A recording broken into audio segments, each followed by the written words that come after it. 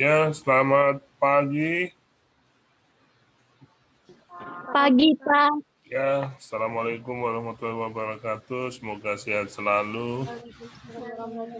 Waalaikumsalam warahmatullahi wabarakatuh.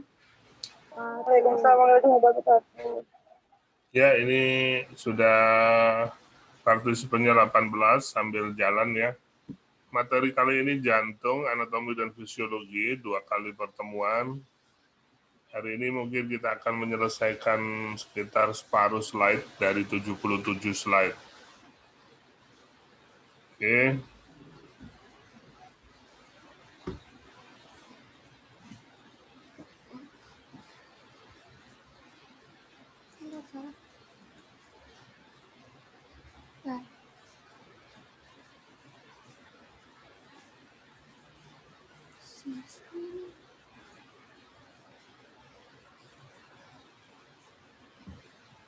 Nah, iya. Nah. Oke, slide-nya bisa dilihat ya. Slide-nya gede ini.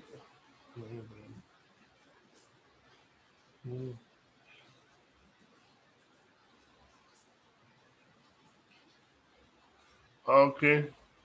Anatomi dan fisiologi sistem kardiovaskuler ya. Kardio itu jantung. Vaskuler itu pembuluh darah. Jadi kardiovaskuler artinya jantung dan pembuluh darah ya. Oke, lanjut.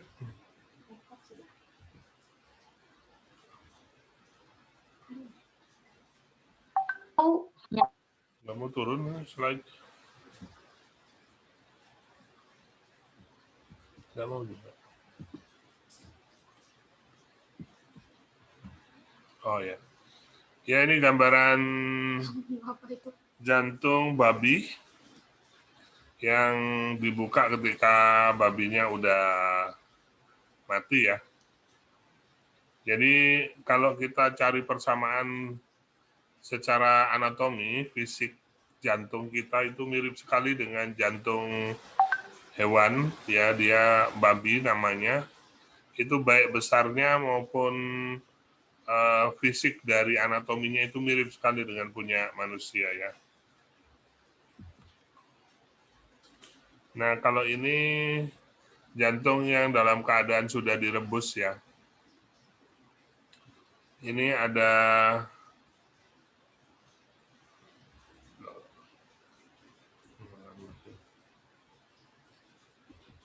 ya.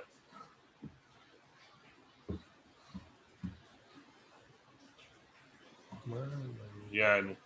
Ini ada otot jantung. Ini ada otot jantung ya. Tebal. Ini otot jantung juga tipis. Ini otot jantung juga tipis. Ini ruangan 1.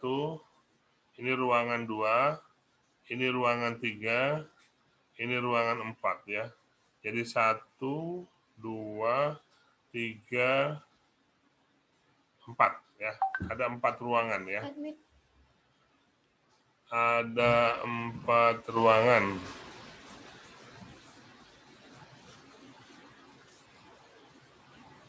Mana ya tadi? Hilang, putus deh.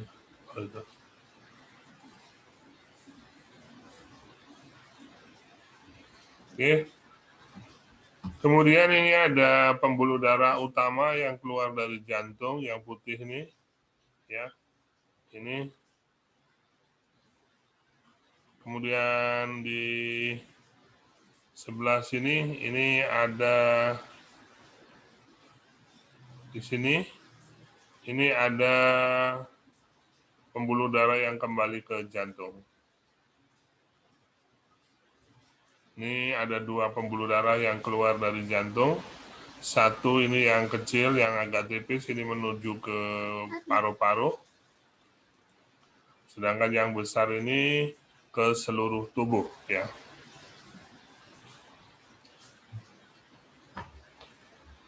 Kemudian ini ada katup. Ini juga ada katup. Ini katup.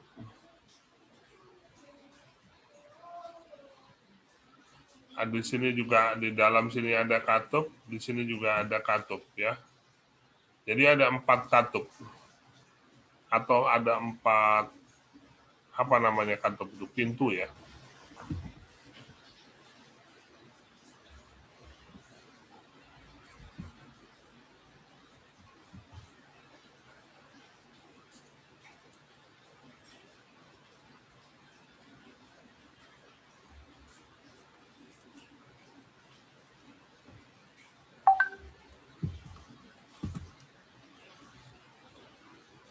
Nggak mau pindah slide-nya. Ini ya, ada ini. Iya ya. Besarnya jantung secara anatomi itu sebesar genggaman tangan orang dewasa ya. Terletak di superior diafragma. Itu superior itu atas ya. Di atas dari diafragma. Di bawah diafragma itu ada usus. Lebih ke arah kiri dari midline itu puncaknya jantung. Midline itu garis tengah tubuh. Bagian anterior dari kolumna vertebra dan posterior dari sternum ya. Posterior itu belakang, belakangnya sternum. Kemudian anterior itu depan, dari di depannya tulang belakang dan di belakangnya sternum. Sternum itu tulang yang kemarin kalau kita mau memberikan pijatan jantung, resusitasi jantung, itu sternumnya itu yang ditekan ya. Tujuannya adalah menekan jantung karena jantung berada di posterior atau belakang kalau posisi berdiri. Kalau tidur itu posisinya di bawah sternum. Oke? Nah, seperti ini posisinya. Ini ada sternum, ini ada tulang belakang, ini ada sternum. Ya. Ini tulang belakang, ini sternum. Ini kalau orangnya tengkurap kayak gini posisinya. Ya. Kalau orangnya berdiri kayak gini, ya. Ini midline garis tengah tubuh. Jadi puncak jantung ada lebih menonjol ke arah kiri. Di bawah sternum, di belakang sternum. Sebelah kiri kanan ini ada costa dan di bawahnya ini ada diafragma. Ya. Diafragma. Ini yang kuning-kuning ini ada lemak yang menempel di jantung untuk melindungi jantung dari getaran mekanik yang akan merusak jantung. Kemudian yang warna biru ini ke arah kanan, ini menuju paru-paru, dan yang ke kiri juga menuju paru-paru. Namanya arteri pulmonari.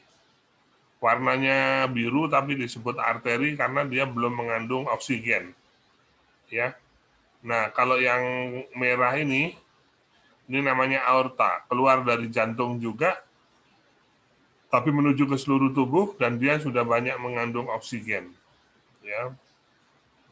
Nah, ini vena cava. Vena cava superior ini membawa darah kembali dari sekitar leher, wajah, kepala, otak, ini darah kembali ke jantung, ke atrium kiri. Ya. Oke. Ini puncak jantung atau apex. Ya, apex itu namanya puncak. Jadi puncaknya jantung, kalau gunung itu puncaknya di atas, kalau jantung puncaknya di bawah. Dia posisinya menggantung ya. Oke.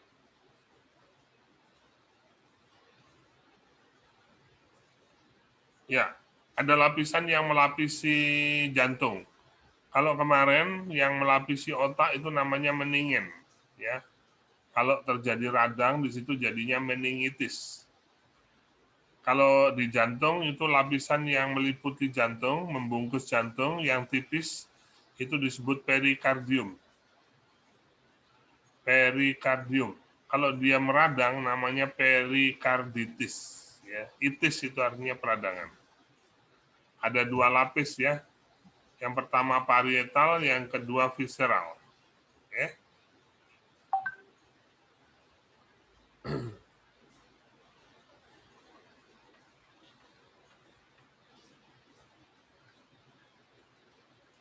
di tengah-tengah lapisannya antara lapisan parietal dan visceral dari dua lapisan perikardium itu diisi oleh cairan. Rongganya ada cairannya ya. Tugasnya adalah membuat gesekan yang terjadi saat jantung mengembang dan mengempis itu menjadi tidak berdaya geseknya berkurang karena ada cairannya.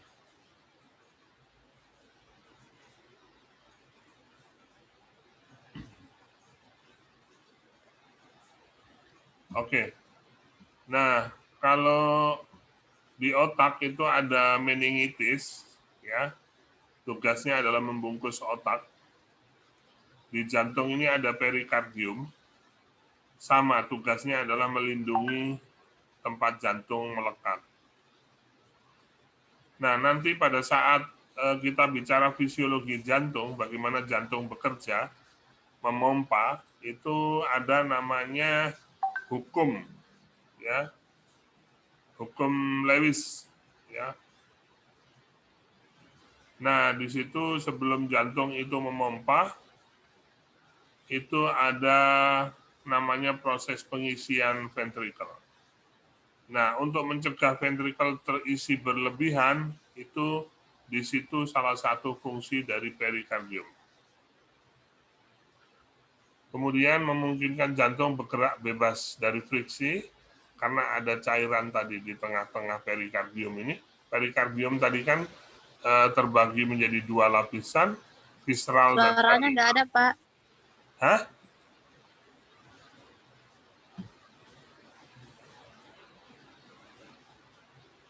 Suara?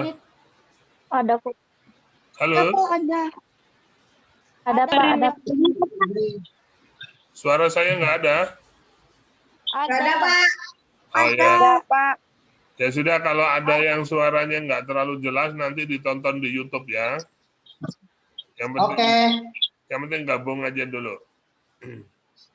Oke. Tisu basah, nah pakai tisu basah. Nah ini ya. Ini Masih bagus kayak gimana? Masih. perikardium ini ada dua lapis. Ini jantung. Ini lapisan perikardium. Di tengah-tengahnya sini terisi cairan, ya, untuk melindungi jantung dari gesekan. Ini lapisan parietal, ini lapisan visceral. Oke? Ini perikardium bagian luarnya gini, ya. Kemudian bagian dalamnya yang merah ini jantungnya, terdiri dari otot-otot jantung, ya. Nah, ini ada 4 ruang jantung, ya.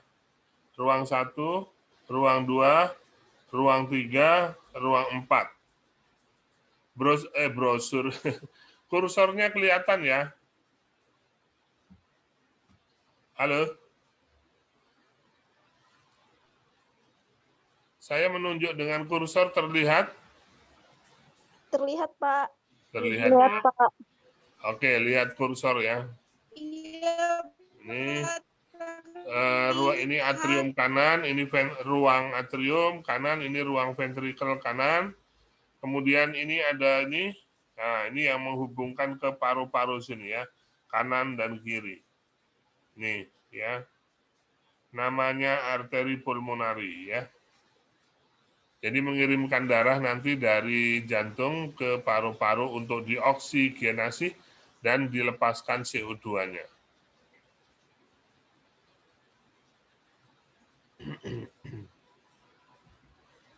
Nah, bagian dalam sini yang bertemu dengan darah namanya endokardium. Ototnya namanya miokardium, ya. Yang paling luar sini namanya epikardium.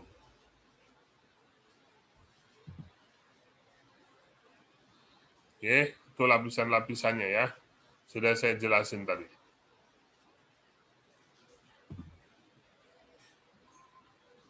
Ini penjelasannya udah saya jelasin tadi.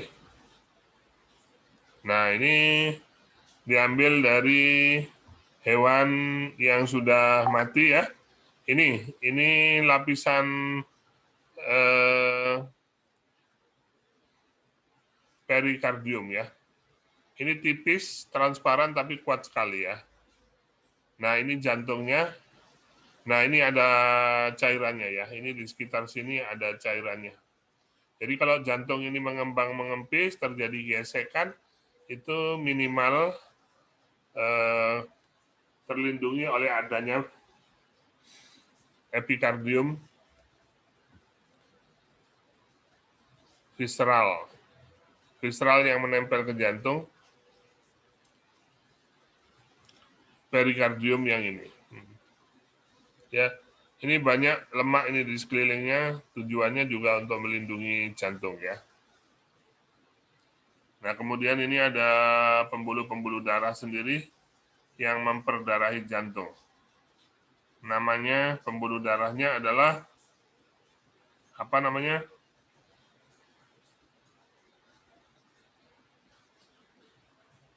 Yang tadi, yang di kuis awal tadi, yang di pretest.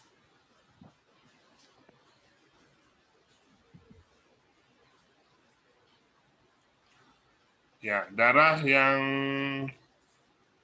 kembali ke jantung namanya vena cava superior, pembuluh darah yang mengembalikan darah ke jantung dari daerah otak, muka, dan leher.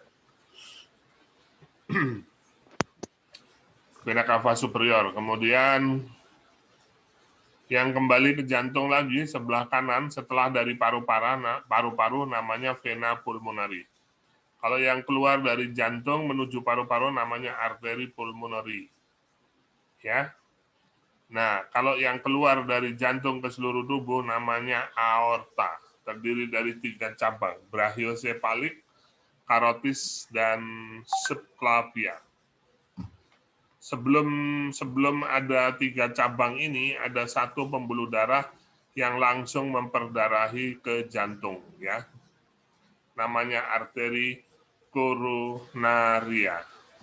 Jadi ada 5 arteri penting dalam jantung, ya. Ada 5 pembuluh darah penting yang dari jantung, itu ada vena cava superior, vena cava inferior, kemudian arteri koronaria yang memperdarahi jantung, kemudian arteri pulmonari, dan aorta.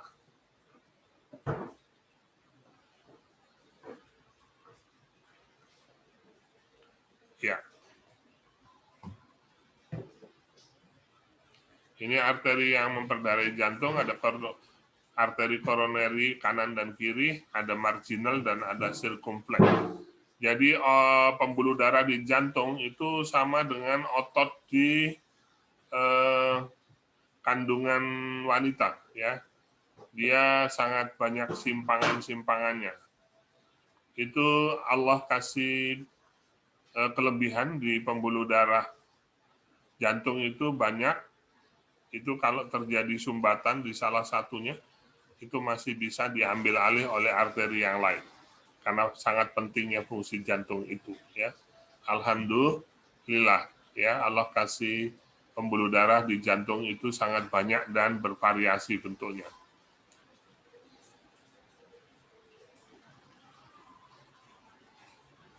Venanya juga banyak, ya.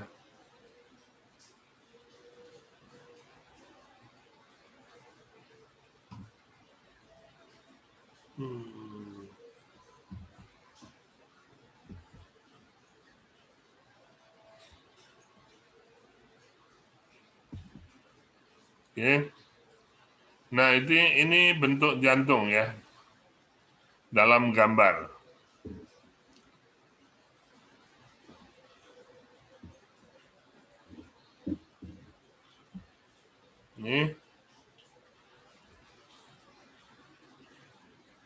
Ini ada ruangan jantung pertama, ruangan jantung kedua, kemudian darah dialirkan ke paru-paru kanan dan kiri, ini namanya arteri pulmonari, ya. Kemudian masuk lagi ke jantung lewat sini. Ini vena pulmonari, ya. Dari paru-paru kanan dan dari paru-paru kiri, dan ini dari paru-paru kanan. Masuknya ke atrium kiri, ya. Di sini namanya, kalau arteri itu warnanya merah karena banyak mengandung oksigen. Aorta juga merah karena darah yang melalui pembuluh darah ini sudah banyak mengandung oksigen.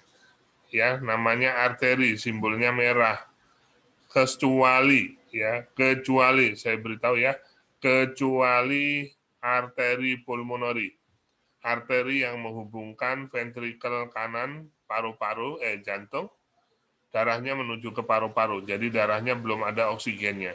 Tetapi karena ini pembuluh darah yang keluar dari jantung disebut dengan arteri. Jadi pembuluh darah yang keluar dari jantung itu namanya arteri. Kalau yang cabang pokoknya namanya aorta. Ya. Simbolnya warna merah kecuali arteri pulmoneri. Karena dia keluar dari jantung tapi belum ada oksigennya, ya. Begitu pula yang vena pulmoneri ini di kanan dan kiri ini. Ini vena, semua pembuluh darah yang kembali ke jantung namanya vena. Simbolnya warna biru, ya. Ini simbolnya. Vena cava superior, vena cava inferior. Tapi khusus vena pulmoneri warnanya merah. Kenapa? Karena darah yang melalui vena ini sudah dioksigenasi dari paru. Nah, kalau ini arteri koroneri, ya.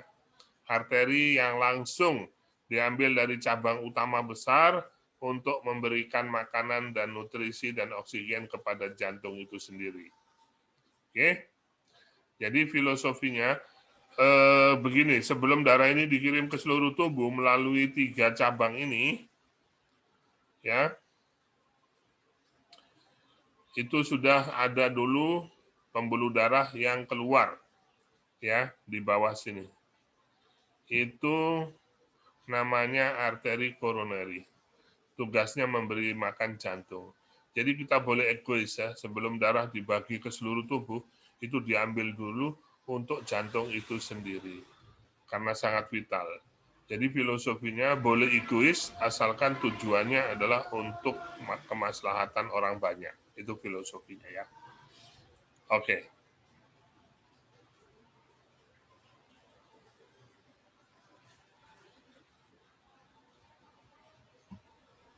Ini penjelasannya, udah saya jelasin, nanti baca sendiri ya.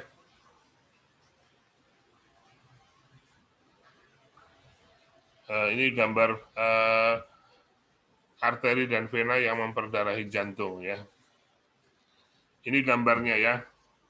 Jadi ini adalah aorta, cabang pokok dari arteri yang akan mengirim darah ke seluruh tubuh ya. Di sini ada 3 cabang utama. Di sini juga ada ke seluruh tubuh ini. Nah, ini Anda lihat nih di pangkalnya sini ini ada katup.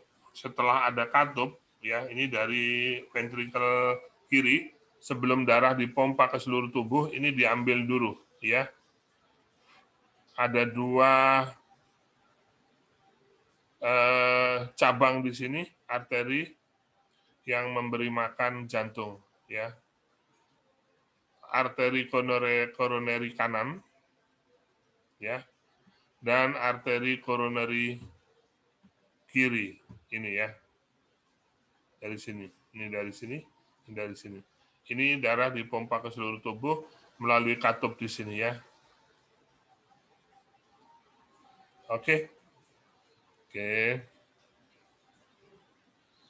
Nah, ini tadi dari dari belakang. Tadi saya jelasin gambar dari depan, ini sekarang dari belakang ya. Ini vena pulmoneri ya, yang menghubungkan antara paru-paru dan jantung, khususnya atrium kiri. Oke. Nah, ini adalah vena pulmoneri ya, yang menghubungkan antara jantung, paru-paru kiri dan kanan dengan ventrikel kiri. Ini adalah vena cava superior yang mengembalikan darah dari kepala, leher, dan wajah. Ini vena cava inferior, mengembalikan darah dari seluruh tubuh, terutama dada, perut, kaki, genital, dan organ internal kembali ke dalam jantung, yaitu di atrium kiri. Nah, ini adalah aorta, cabang utama arteri yang keluar langsung dari ventrikel kiri jantung. Oke. Nah, ini apex jantung. Kalau kita lihat dari depan, tonjolan bawah puncak jantung ini ada di sebelah kanan. Tapi karena ini kita lihat jantung dari belakang, tonjolannya di sebelah kanan. Harusnya dia di sebelah kiri ya, sebagai apex jantung atau puncak jantung. Nah, ini pembuluh-pembuluh darah jantung ya, yang berasal dari arteri koroneri kanan dan arteri koroneri kiri. Kalau ini tersumbat, maka terjadi miokard jantung atau matinya sel jantung. Sama seperti kejadian pada saat stroke ya, matinya sel otak disebabkan tidak ada aliran darah.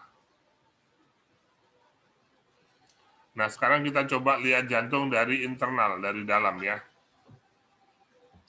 Ini dari depan ya. Tadi ini vena cava superior, vena cava inferior, ini adalah vena pulmonari, ini adalah aorta, kemudian ini adalah vena pulmonari, ini vena pulmonari. Ya. Nah, ini ruangan jantungnya.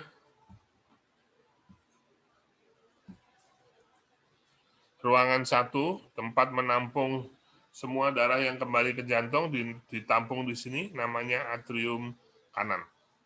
Baru dipindahkan ke sini, ke ventrikel kanan. Melalui katup jantung di sini, namanya katup anterioventrikuler. Ya. Katup yang membatasi antara atrium dengan ventrikel, namanya katup atrioventrikuler. Ya. Katup atrioventrikuler ada 2, kanan dan kiri. Yang kanan namanya trikuspid, ya. Yang kiri namanya bikuspid, ya. Nama bi dan tri diambil dari daun yang ada di katup. Yang di sini daunnya ada 3, nah, makanya disebut trikuspid. Daun pintu katupnya ada 3. Yang di sini daun katupnya ada 2, namanya bikuspid. Ya. Katup berikutnya ada di sini yang membatasi ventrikel dengan arteri pulmoneri. Ya. Di sini ya. Ini yang pertama yang membatasi antara ventrikel kanan dan arteri pulmoneri. Yang kedua di sini ya, yang membatasi ventrikel kiri dengan aorta ya. Namanya katup semilunar aortik. Yang membatasi antara ventrikel kanan dengan arteri pulmoneri ya. Namanya semilunar pulmoneri. Jadi ada 4 katup, 1 trikuspid, 2 bikuspid, 3 semilunar aortik, 4 semilunar pulmoneri. Oke, katup-katupnya ya. Oke, nah ini untuk atrium kanan ini semacam kantung saja untuk menampung darah yang kembali ke jantung, makanya ototnya tipis, atrium kanan. Dan ini juga tempat menampung atrium kiri, ya, menampung darah dari paru-paru kanan, menampung darah dari paru-paru kanan dan kiri. Ya, karena cuma menampung, dia bersifat pasif, makanya ototnya tipis, baik atrium kiri maupun atrium kanan. Nah, yang bertugas memompa itu adalah ventrikel. Ini ada ventrikel kanan, ventrikel kiri. Ventrikel kanan memompa darah ke paru-paru, ventrikel kiri memompa darah ke seluruh tubuh. Darah yang dari ventrikel kanan ke paru-paru melewati katup semilunar pulmoneri. Jadi ada pintunya. Kalau sudah dipompa, dia nggak bisa balik. Begitu juga darah yang dari ventrikel kiri dipompa ke seluruh tubuh melewati pintu katup semilunar aortik. Ya. Karena tugasnya memompa darah ke seluruh tubuh, ventrikel kiri ini yang paling tebal. Ini ototnya ya. Ini paling tebal, karena tugasnya paling berat. Oke. Nah, ini di tengah ini ada septum interventrikular ya. Di antara ventrikel kiri dan kanan itu ada septum atau pemisah ya. Pemisah. Begitu juga antara atrium kiri dengan atrium kanan itu juga ada septum, ada pemisah ya. Nah, di sini ada bekas lubang ketika kita bayi, namanya fossa ovalis. Ya, dulu pada saat bayi ini berlubang, jadi darah bayi di dalam kandungan itu dari atrium kanan itu menembus ke atrium kiri tanpa melewati paru-paru. Ya, namanya fossa ovalis. Nah, ketika kita sudah lahir, maka secara qadar ya, kehendak Allah, kehendak Tuhan yang Maha Kuasa, lubang ini tiba-tiba tertutup. Jika lubang ini tidak tertutup, maka terjadi kelainan katup jantung bawaan pada saat anak. Ya. Nanti kita jelaskan di sirkulasi darah janin namanya. Tapi Anda pahami dulu yang dewasa ini ya. Nanti saya jelaskan ada 3 sistem aliran darah pada janin. Salah satunya adalah melewati fossa ovalis ini ya. Oke.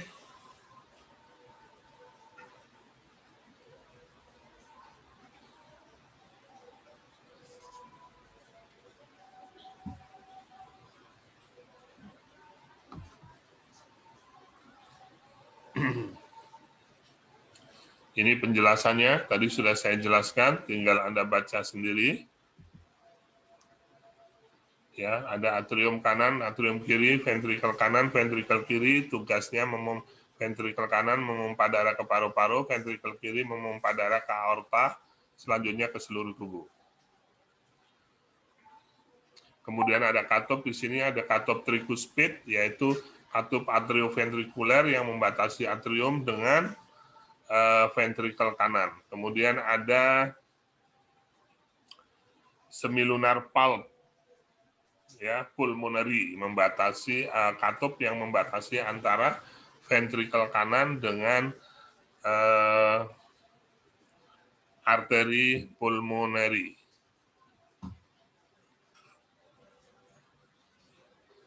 Kemudian ada paru. Kemudian atrium ada bikuspid yang membatasi antara atrium kiri dengan ventrikel kiri. Ya.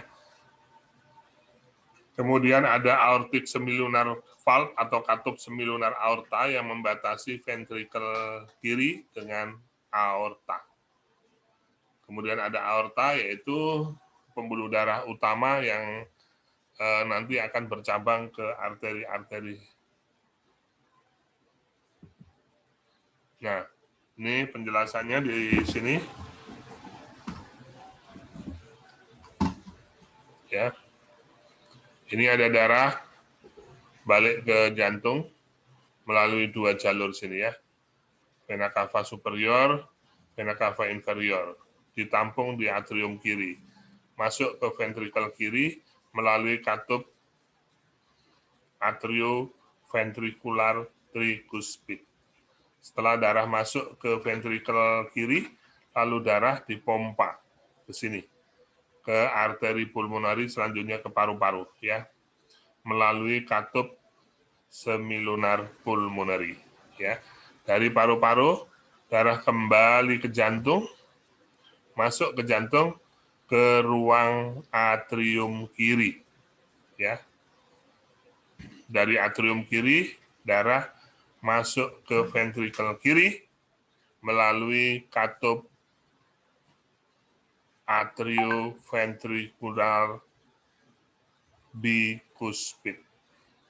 Ya, masuk ke ventrikel kiri, lalu dipompa ke aorta, lalu ke seluruh tubuh kembali melalui sebuah katup namanya semilunar aortik. Nah, ada pertanyaan, bagaimana ini ventricle bisa bekerja, memompa?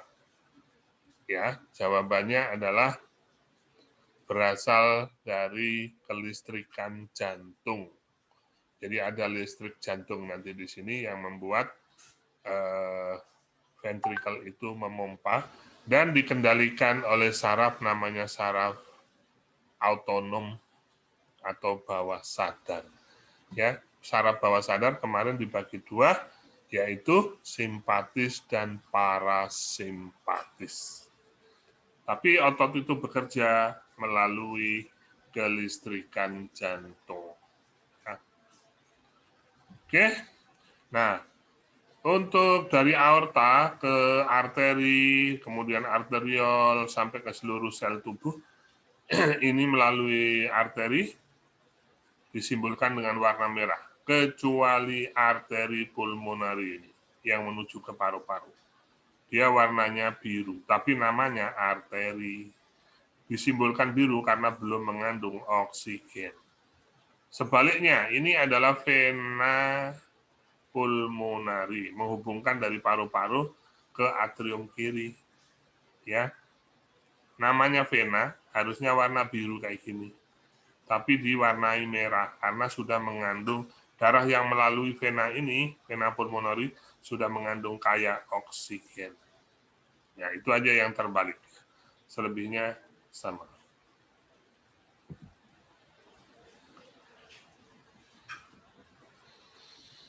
Ya, itu kemudian ada sirkulasi koroner yang memperdarahi jantung sendiri, sudah saya jelaskan di depan tadi. Jadi ada pembuluh darah khusus, yaitu koroneri kanan dan koroneri kiri yang memperdarahi jantung.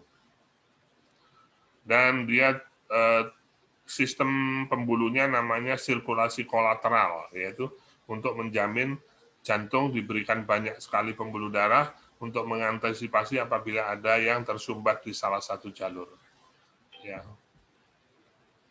Nah, ini ya. Sudah saya jelaskan tadi ya. Itu ada arteri koroneri kanan dan arteri koroneri kiri, ya. Nah, yang miring-miring pembuluh darahnya, ya, itu namanya sirkumflex, ya.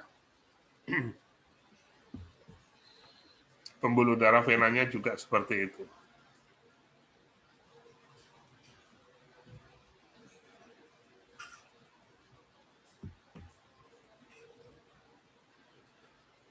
Katup-katup tadi sudah saya jelaskan. Ya, sudah saya jelasin. Katup aortik adalah terletak di antara ventrikel kiri dan aorta. Katup pulmoner semiluner terletak di antara ventrikel kanan dan arteri pulmonari. Katup semilunar mencegah aliran darah kembali ke ventrikel. Jadi tugas katup itu, ya, setelah darah itu dipompa, memastikan supaya darah itu benar-benar melaju ke depan, tidak kemundur ke belakang.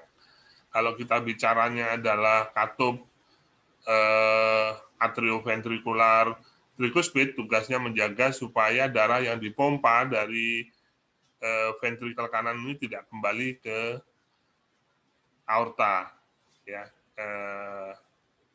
tidak kembali ke atrium. Maksud saya tidak kembali ke atrium kanan. Begitu juga darah yang sudah dipompa ke arteri pulmonari menuju paru-paru dipastikan ditahan oleh pintu katup, namanya katup semilunar pulmonari, supaya darah tidak kembali lagi ke ventrikel kanan. Begitu juga katup yang menjaga antara atrium ventrikuler bikuspid, ya, yang menjaga atrium kiri dengan ventrikel kiri, itu supaya darah ketika dipompa oleh ventrikel itu majunya ke aorta, bukan kembali ke atrium kiri. Begitu juga katup pulmonari, katup semilunar aortik, itu ketika darah sudah dipompa dari ventrikel kiri menuju ke aorta dan seluruh tubuh, itu tidak boleh kembali lagi ke ventrikel kiri. Ditahan oleh pintu namanya katup ya. Nah, ini bentuk-bentuk katup ya. Ini ada bentuknya seperti ini. Ini trikuspid karena daunnya ada 3. Ini 1, 2, 3. Ini bikuspid karena daunnya ada 2 nih. Ini sama ini. Nah, ini semilunar ya, semilunar aortik dan semilunar pulmonary. Ya. Kalau dibentuk seperti ini. Oke. Nah, ini melalui pemotretan mikroskopis hasilnya seperti ini. Nah, sekarang kita bicara aliran darah tadi ditahan oleh katup ya. Nih, darah kan awalnya dari sini, sama dari bawah sini masuk ke atrium kanan. Di sini ada atrium. Kemudian darah akan masuk ke ventrikel kanan, ya di sini. Nah, darah ini ditahan di katup di sini, nggak boleh balik ke sini. Namanya katup atrioventrikular trikuspid, gitu ya. Kemudian ventrikel akan bekerja diawali dengan aliran listrik S anode ya. Terus bergerak sampai serabut Purkinje langsung memompa. Ya. Ini darahnya harus dipindahkan ke saluran arteri pulmonari selanjutnya ke paru-paru. Ya. Supaya nggak balik ke ventrikel kanan sini lagi ditahan katupnya di sini. Ya. Oleh katup semilunar pulmonary. Ya. Sampailah dia di paru-paru di sini. Nah, dari paru-paru di sini pulang kembali masuk ke atrium kiri melalui vena pulmonary. Masuk ke sini, kemudian darah masuk ke sini siap-siap untuk dipompa. Nah, sebelum memompa ditutuplah katup bikuspid dulu. Ya, supaya darah keluar ke aorta sini. Untuk bisa tidak balik lagi ke ventrikel kiri, ditutup lagi katupnya di sini. Namanya katup semilunar aortik. Begitu ya. Paham ya? Jadi tugasnya adalah katup itu adalah supaya tidak terjadi aliran darah balik. Bentuk katupnya seperti ini. Ini membuka, darah masuk dari atrium ke ventrikel masuk, bentuk katupnya membukanya seperti ini. Nanti kita akan bedah jantung, kita akan lihat seperti ini, persis seperti ini. Kemudian setelah darah masuk ke ventrikel kiri, siap-siap memompa, katupnya menutupnya seperti ini. Ya. Kok nggak bisa katupnya itu jebol ke sini, Pak? Ditahan oleh ini. Oleh korda-korda tendinae namanya, ya. Kemudian ini papilla muscle namanya. Ini tugasnya adalah menahan pintu, ya, supaya tidak terdorong balik ke sini.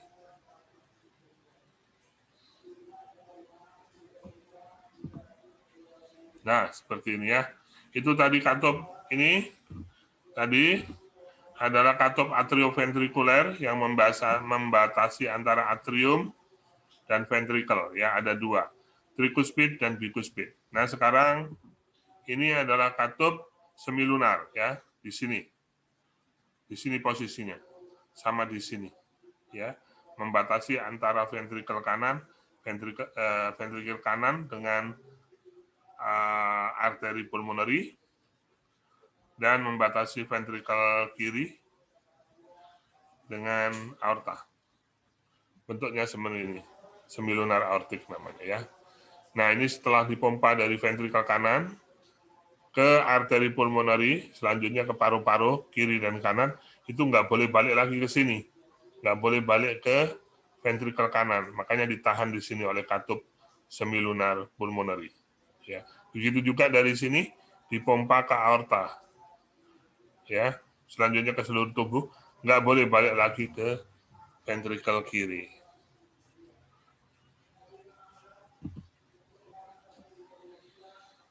Oke.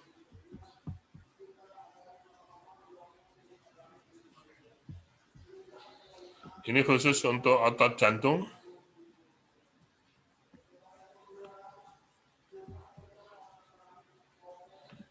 Oke.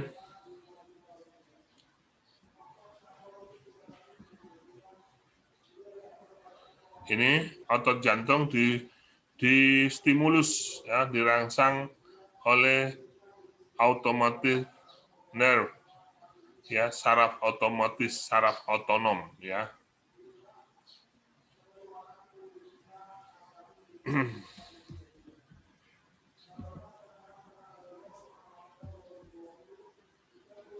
Nah, ini yang jawaban tadi, ada sistem kelistrikan jantung, ya, memulai potensial aksi, memiliki potensial istirahat, ya, yang disebut dengan pacemaker. Jadi kadang-kadang jantung itu tidak dialiri listrik supaya dia rileks istirahat sejenak, lalu dialiri lagi listrik supaya dia bekerja lagi. Nah, untuk elektrolit yang sangat dibutuhkan oleh jantung untuk melakukan kontraksi adalah kalsium. Ya, kalsium ini sangat dibutuhkan. Sehingga kalau terjadi kejadian seperti diare, ya, seringkali buang air besar, maka kalsiumnya akan hilang. Kalau kalsiumnya hilang, akan terjadi gangguan pompa jantung. Itu yang menyebabkan orang cepat meninggal pada saat kasus diare. Jadi kasus diare itu yang membuat orang meninggal itu adalah gangguan fungsi potensial aksi pada otot jantung, sehingga terjadi kram di jantung, menyebabkan seseorang bisa meninggal. Itu yang paling berbahaya. Makanya pertolongannya bukan cairan, tetapi elektrolit. Ya, di situ dia dikasih garam, larutan garam dan gula. Tujuannya adalah untuk diberikan kalsium, ya. Kalsium ini sangat penting, ya.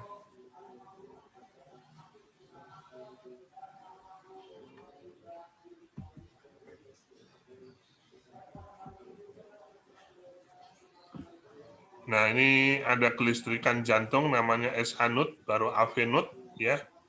Baru ke atrioventricular bundle, ya. Baru ke Purkinje. Ini kelistrikan jantung namanya. Ini yang menyebabkan jantung bisa bekerja dan bisa beristirahat. Saat datang SA, AV, kemudian bundle of His, jantung mulai bekerja dan memompa. Saat aliran listrik ini hilang sesaat, jantung rileks, diam. Nanti baru muncul kelistrikan lagi, baru berkontraksi lagi, hilang lagi. Terus seperti itu, ya.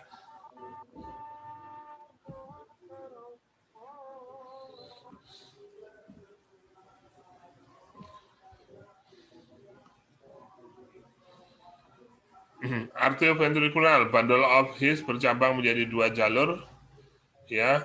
Bundle Branch membawa impuls listrik menuju apeks jantung. Purkinje, serabut Purkinje membawa impuls ke apeks jantung dan dinding ventrikel. Nah, adik-adik, kalau terjadi kematian otot jantung dikarenakan pembuluh darahnya tersumbat oleh lemak maupun oleh gumpalan darah atau apapun sebabnya, membuat jantung tidak mendapat aliran makan dan oksigen, maka otot jantung akan rusak. Ketika otot jantung rusak, tidak bisa dilewati aliran listrik. Kalau tidak bisa dilewati aliran listrik, maka listriknya mati di situ. Maka bisa terjadi gagal jantung, ya. Itu kalau di foto kelihatan, direkam di jantung, kelihatan gambarnya akan berubah dari gambar yang normal. Nah, ini sistem konduksi listriknya, ya. Jadi dimulai dari sini, mengalir ke sini, ke sini, ke sini, ke sini, ke sini, penuh dengan listrik di ventrikel, baru dia berkontraksi memompa darah. Set, memompa. Habis itu listriknya hilang. Sesaat, jantung istirahat. Ketika istirahat, maka darah kembali masuk, ya, diisi oleh darah. Saat istirahat itu saat pengisian jantung. Darah masuk ke ventrikel. Nah, kemudian datang lagi aliran listriknya, kemudian berkontraksi lagi, set, memompa lagi. Ya, kemudian listriknya padam lagi, jantungnya rileks lagi, diisi lagi oleh darah. Kayak gitu terus, ya. sampai rata-rata 70 sampai 90 kali per menit ya kejadiannya. Sehingga kontraksi jantung itu kita bisa periksa di nadi kita itu melalui gerakan darah di dalam pembuluh darah akibat jantung berkontraksi, itu nadi normal itu sekitar 60 sampai 90. Seperti itu. Itu adalah untuk sekaligus memotret kejadian kelistrikan dan kontraksi otot jantung. Ya, jantung distimulasi atau dirangsang. Pusatnya ada di simpatetis kardioakseleratory. Ya. Simpatetik ini maksudnya simpatis ya. Simpatis berarti dia berasal dari saraf otonom ya. Kemarin saraf otonom dibagi dua, simpatis dan parasimpatis. Oke. Kemudian distimulus untuk di jantung, kemudian terjadi kelistrikan jantung, kemudian dihambat oleh pusat. Nah, ini lihat kita kemarin bicara soal saraf otonom itu, simpatis, parasimpatis itu bekerja berlawanan. Jadi ketika jantung mau bekerja, itu distimulus oleh simpatis. Ketika jantung itu harus istirahat, karena harus diisi oleh darah, harus diisi darah di dalam ventrikel. Kalau jantungnya berkontraksi, maka darah nggak bisa masuk. Jadi ventrikel harus istirahat. Makanya sarafnya dihambat. Ya, tugas menghambat ini ada di parasimpatis. Namanya parasimpatetis cardioinhibitory. Ya, gitu. Jadi dirangsang, dihambat, dirangsang, dihambat. Listriknya nyala, padam, nyala, padam, nyala, padam. Jadi jantungnya posisinya menjadi relaksasi, kontraksi, relaksasi, kontraksi, relaksasi, kontraksi, seperti itu. Oke, untuk persarapan kemarin sudah paham ya. Di situ ada saraf otonom, dibagi dua menjadi simpatis, parasimpatis. Untuk yang simpatis, itu tugasnya adalah membuat jantung bekerja. Kalau parasimpatis, itu membuat jantung rileks. Saat jantung bekerja, itu memompa darah. Saat jantung istirahat atau rileks, itu diisi oleh darah. Ruang-ruang ventrikel itu diisi oleh darah. Ya, sudah nguap-nguap itu siap sah. Sudah gimana? Sudah penuh otaknya? Mau istirahat?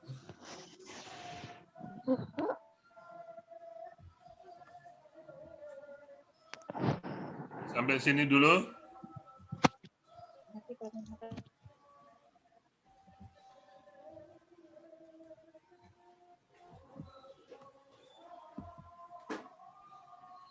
Oh, ini dulu ya, satu dua slide dulu ini ya.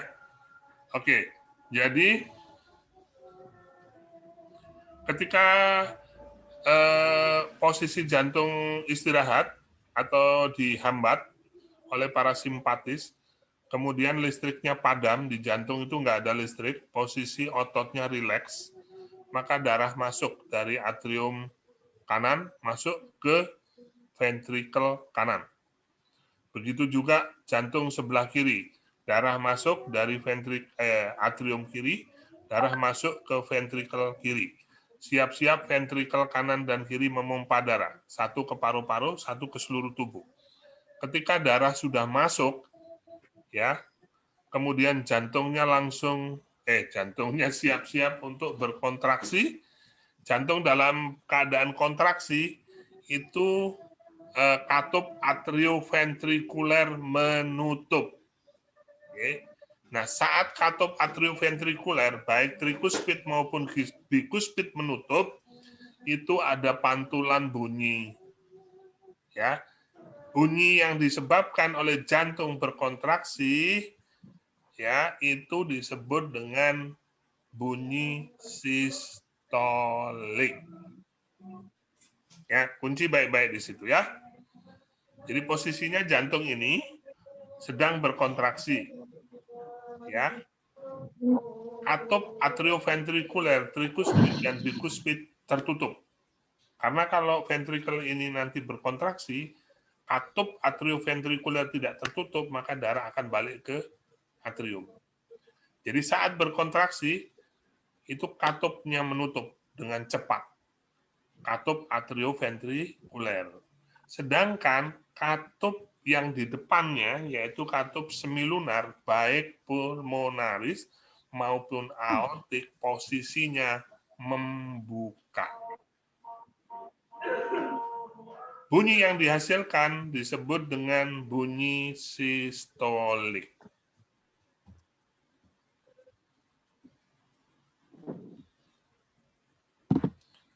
Yang kedua, saat jantung sudah melemparkan darah, ya, posisi darah sudah ada di arteri pulmonaris dan satunya lagi ada di aorta. Supaya darah tidak kembali ke ventrikel habis didorong keluar dari ventrikel, maka secepat itu pula katup semilunar, aortik, dan pulmonaris menutup. Bunyi yang dihasilkan oleh lemparan darah ya ke arteri pulmonaris dan ke aorta sekaligus menutupnya katup semilunar, aortik, dan pulmonari menghasilkan satu bunyi lagi, namanya bunyi diastolik. Ya, jadi bunyi sistolik adalah bunyi yang dihasilkan ketika jantung siap-siap memompa sampai dengan memompa. Nah, bunyi diastolik adalah bunyi akhir dari kontraksi jantung memompa sampai dengan tertutupnya katup semilunar, aortik, dan pulmoner. Oke, nanti kalau Anda belajar vital sign mengukur tekanan darah, nanti ada tekanan darah sistolik, diastolik. Normalnya sistolik ya itu antara 110 kalau kita orang dewasa. Oke, kemudian diastoliknya sekitar 70 kalau orang dewasa. Jadi Anda harus paham tuh. Ya. Berapa sistoliknya, Dek? 120. Artinya tekanan darah saat jantung berkontraksi dan ingat ya, dan katup atrioventrikular menutup menghasilkan bunyi namanya sistolik. Bila diukur dengan tekanan darah, ya satuan tekanan darah milimeter hidrogenium, itu tekanannya 110 pada posisi dewasa normal sampai 120. Nah, oke. Jadi tekanannya itu dihasilkan dari apa? Dari kemampuan ventrikel untuk mendorong darah. Saat mendorong darah, melewati pembuluh darah, itu diukur dengan milimeter hidrogenium atau tekanan air. Oke, sampai situ. Oke, ini jadi sistol adalah saat jantung berkontraksi, diastol adalah fase akhir dari kontraksi dalam posisi relaksasi, jantungnya relaksasi ya. Oke, itu disebut diastol. Sudah paham ya? Dah, sampai sini dulu. Modar dah.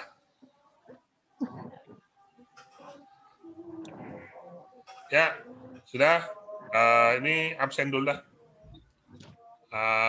Ada pertanyaan? Sambil menunggu pertanyaan, saya absen dulu ya.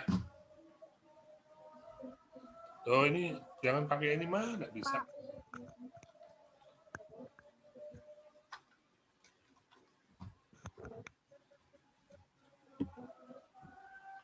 Absen, buka wajahnya. Partisipannya di sini ada berapa nih? Pak, Ada 21 partisipan. Apa? Saya mau di Tar, yang mana nih yang tanya nih? Pinjem dong.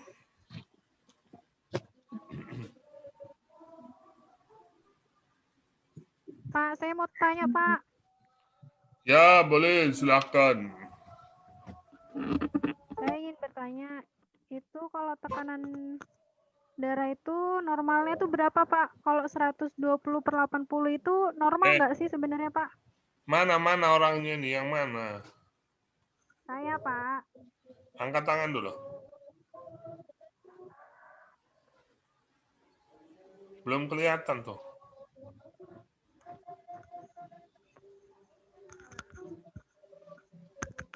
Rizka, Pak, yang mau tanya.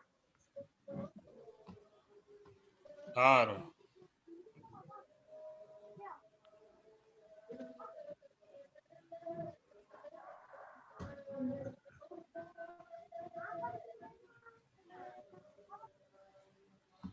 Mana yang tanya, angkat tangan. Rizka, oke ya Rizka, silakan.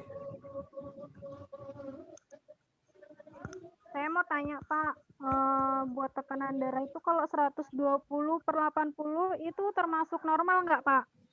Normal. Dewasa seperti Anda itu tekanannya untuk sistoliknya itu antara 110 sampai 120. Untuk tekanan diastoliknya itu antara 60-70. Ya. Oke, Pak, terima kasih. Ya.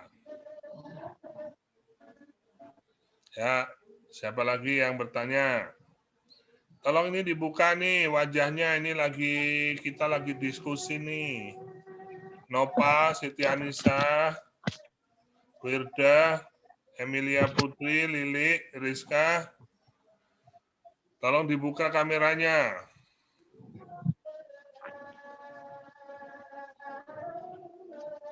Ya. Absen dulu, absen. Pak mau tanya. Ya, kalau mau tanya angkat tangan dulu. Saya, Pak. Yurika. Hafsa. Siapa? Saya. Siapa? Hafsa, Pak. Mana tangannya? Diangkat dulu, Hafsa. Saya belum lihat. Oh ya, Hafsa. Ya, apa Hafsa? Katanya kalau habis jogging itu kita tidak boleh minum air es. Itu nggak baik untuk jantung, itu kenapa, Pak? Oh iya, kalau kita lagi habis olahraga, itu kan jantung kita meningkat. Baik kecepatannya memompa maupun kekuatannya memompa. Dikarenakan kebutuhan oksigen lagi tinggi. Soalnya sel-sel seluruh tubuh lagi beraktivitas. Nah, ketika dikasih air dingin, itu pembuluh darah akan berkontriksi. Kontriksi artinya pembuluh darah itu menjadi menyempit. Sedangkan darahnya lagi butuh banyak. Kan nggak cocok tuh. Kalau butuh banyak, harusnya pembuluh darahnya dibuat lebar supaya alirannya cepat. Nah, itu bagusnya minum air biasa atau air hangat. Nah, kebalikannya ketika terjadi perdarahan, itu kan darah mengalir melewati pembuluh darah keluar tubuh. Bagusnya pembuluh darahnya dibuat kontriksi, baik dengan obat seperti injeksi vitamin K setelah bersalin, atau diberikan es, ya, supaya pembuluh darahnya berkontriksi. Oke? Oke, Pak, makasih ya, Pak. Ya, ada lagi.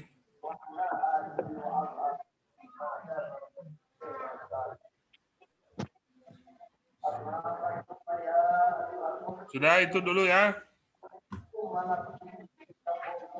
Oke, terima kasih. Selamat siang. siang, Pak. Makasih. Terima kasih.